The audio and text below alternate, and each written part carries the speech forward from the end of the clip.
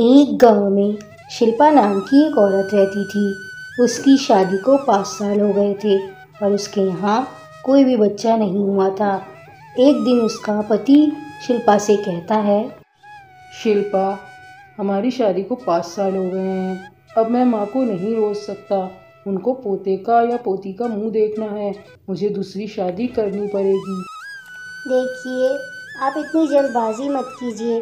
कुछ दिन और इंतज़ार कर लेते हैं। आप दूसरी शादी मत कीजिए। मेरा क्या होगा? मैं आपके बिना कैसे रहूँगी?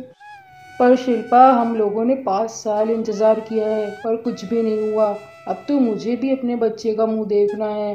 क्या मैं ऐसे ही मर जाऊँगा? मुझे दूसरी शादी करने दो।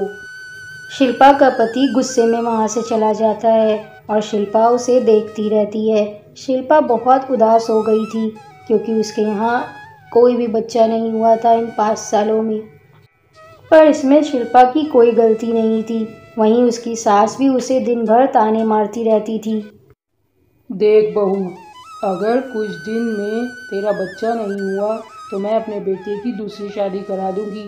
फिर मैं तेरा रोना धोना भी नहीं देखूंगी। मुझे अब पोता या पोती का मुंह देखना है। पर माँ जी, इसमें मेरी क्या गलती है? आप लोग मुझे ही कहते रहते हैं। मैं क्या कर लूँ? शिल्पा ये कहकर रोने लगती है पर उसकी सास उसको बातें सुनाती रहती है। वाह भाई वाह, बस कुछ बोल दो तो रोना शुरू हो जाता है। अब मैं और इंतज़ार नहीं करूंगी। मैं अपने बेटे की दूसरी शादी करा दूंगी। शिल्पा उदास होकर एक कुएं के पास जाकर बैठती है कि तभी वो कुआं। क्या बात है बहन, इतनी उदास क्यों बैठी हो? रो क्यों रही हो? मैं शिल्पा हूँ, पर तुम कौन हो? तुम तो एक कुएं हो, तो तुम बोल कैसे रहे हो? हाँ, मैं एक कुआं हूँ, पर मैं एक ऐसा कुआं हूँ जो दूसरों की इच्छाएं पूरी करता है। मैं तुम्हें क्या बताऊँ जादुई कुएं। मेरी शादी को 5 साल हो गए हैं पर मुझे बच्चा नहीं हुआ। इसलिए मेरी सास मेरे पति की दूसरी शादी करवाना चाहती है और मैं ये सब नहीं देख सकती। मैं उनको किसी और के साथ बिल्कुल भी नहीं देख सकती। इसलिए मैं बहुत उदास हूँ। शिल्पा, मुझे बहुत दुख हुआ तुम्हारी बात सुनकर, पर तुम उदास मत हो। मैं तुम्हारी मदद करूँगी। ये कहकर उस जादुई कुएं ने अपने हाथ निकाले और उसमें एक बच्चा था। ये सब देखकर शिल्पा बहुत हैरान हो गई थी। शिल्पा, मैंने तुमसे कहा था मैं एक जादुई कुआं हूँ और लोगों की इच्छाएं पूरी करता हूँ।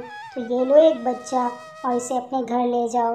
तुम्हारी सास और तुम्हारे पति ये देखकर बहुत खुश होगा कि तुम्हारे पास एक बच्चा है और वो दूसरी शादी भी नहीं करेगा। तुम्हें पता नहीं जादुई कुएं, तुमने मेरी कितनी बड़ी मदद की है।